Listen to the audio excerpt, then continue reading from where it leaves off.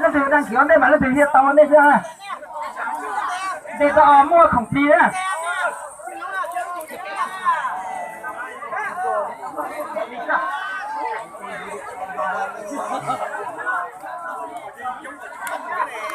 cái thì chỉ đang kia sao ôi thế mà đang kia đó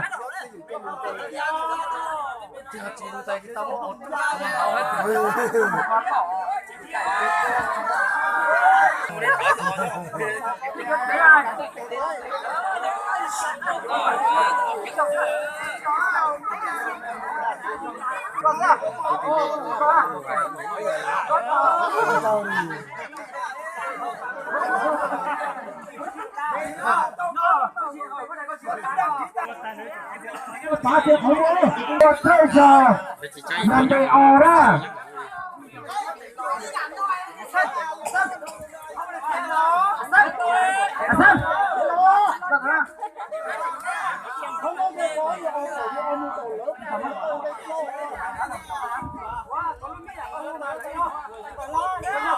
mùa 23 mùa cái nè lo nó trong cái lo tận đấy nó cái cái không à nếu có tiền ship đấy mà lại bắt đầu mua này cái này nhất thì có rồi lo nữa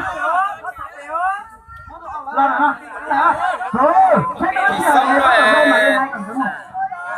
giờ mà bố thế gì rồi lão chị cho mình bắt đầu đi đã thế tiểu được hiểu không tôi cần đây kia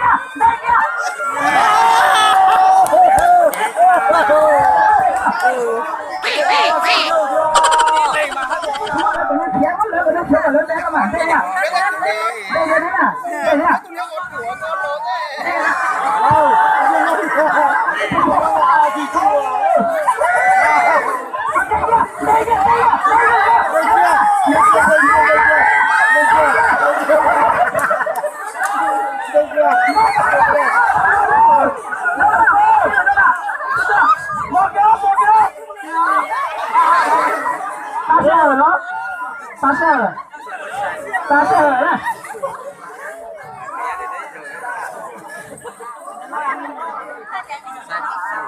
đấy giờ nó tên tay kia nó tế tuần đi nó còn lấy một nó khơi mua nó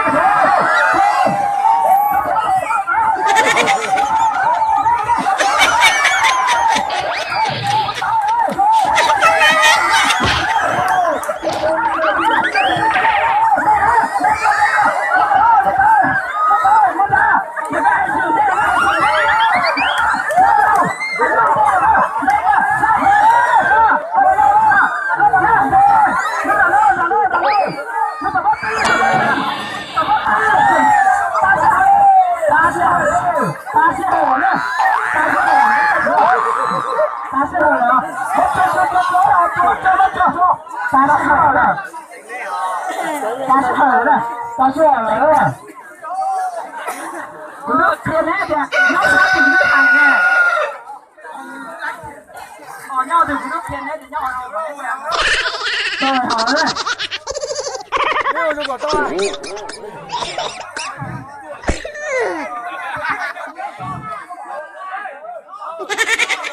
đây nè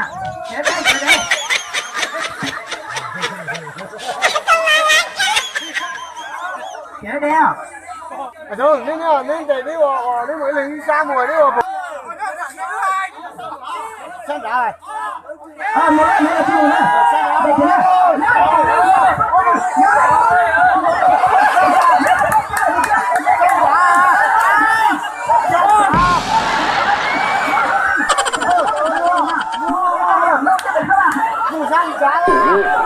sắp chào con là thế nào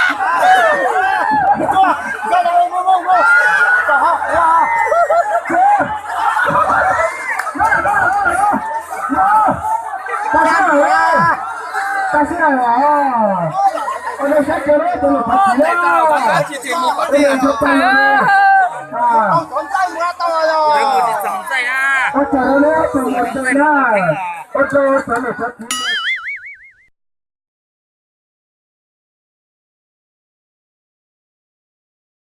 là cha con nhiệt chính nhanh mi nữa mà sẽ bà có một sẽ yên ta lấy tiền là tay nữa ta có để cho nó sẽ bà nó thằng này rồi kìa rồi ta chơi để nó có phải nó khó tha rồi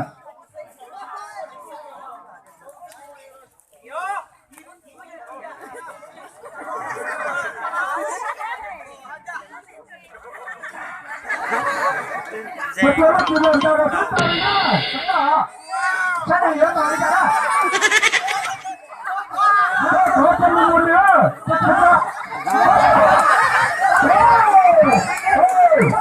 để không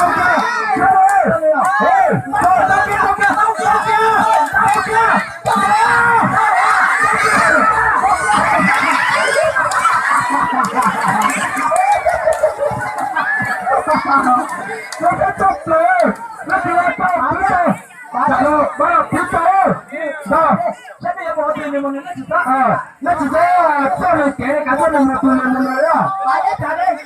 Không có tiền thắng một tên nào. Cái chỗ nào chứ còn nói đâu nữa.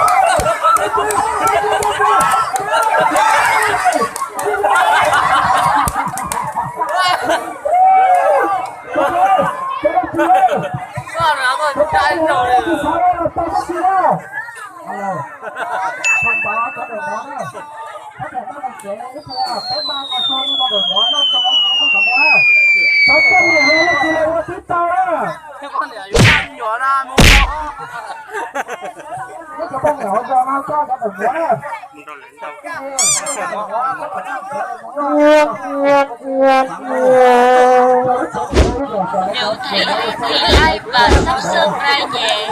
Nope. Chút gì một like.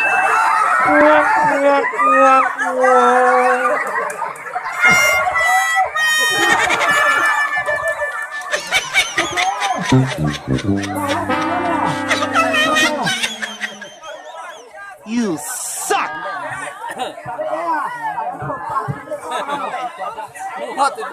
Mong mày. Các bạn nói là bỏ lên nhà tôi nó mới trả trở lên thành bà nó tao nữa. cho nó từ tao mà chứ chưa là cái nó chỉ là chỉ có vậy mà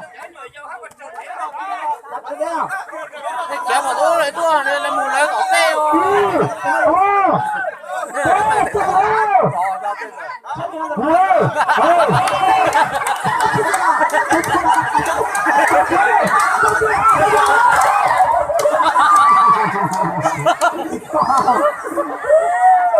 Tôi sẽ thật sự đó, tôi là thật sự đó. Nào, lấy của sáu lên nhá.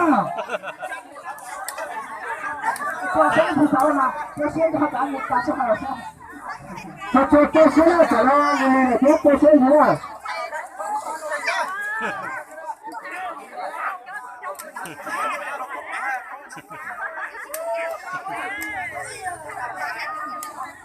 sao sẽ cái tao mà là cái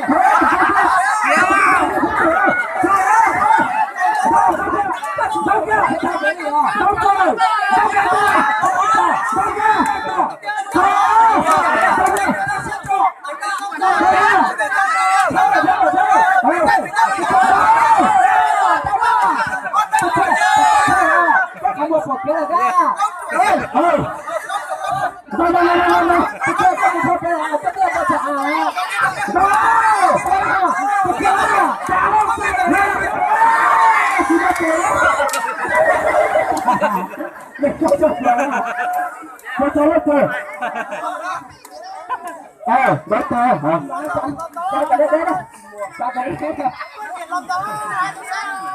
cái cái này nó bị phản đặt lộ Tôi là chỉ mấy người bắt tay đó.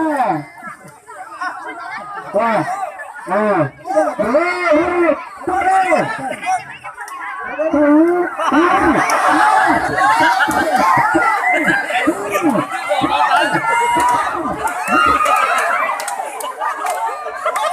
trời ơi.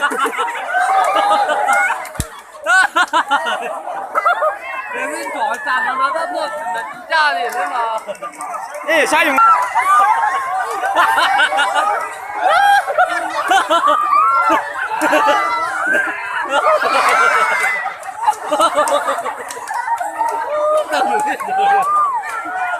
Tao đuổi rồi à.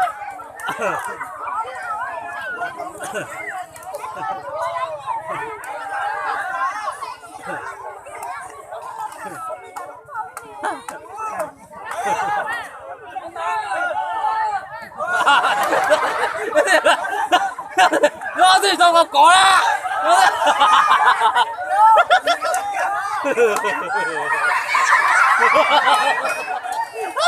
Nhưng ra tôi phát tối mà.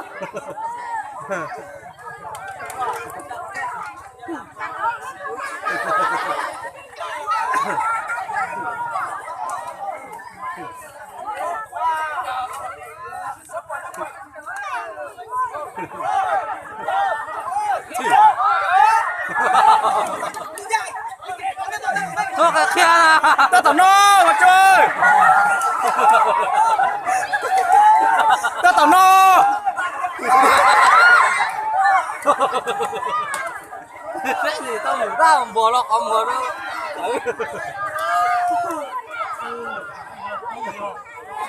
Đi sai dùng một gì chả thì nó là. Đi sai chả trả ra nếu tôi không tới.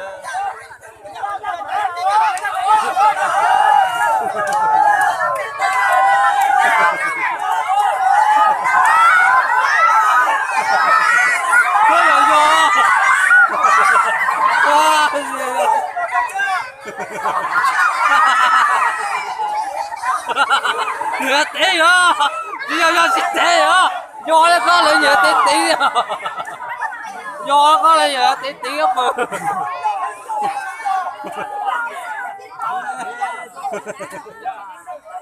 Vô có lợi nhuận 4 tù.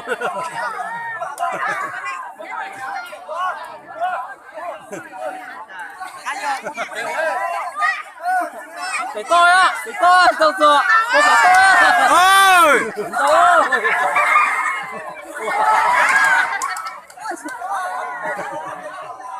Giờ thay rồi.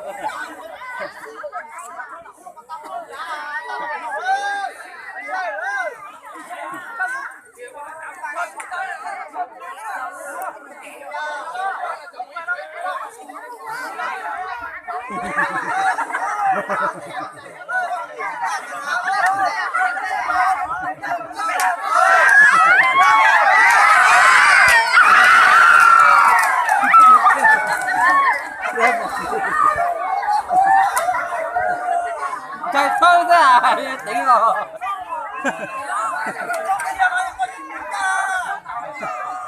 Chạy rồi, chạy một thơ là to đó.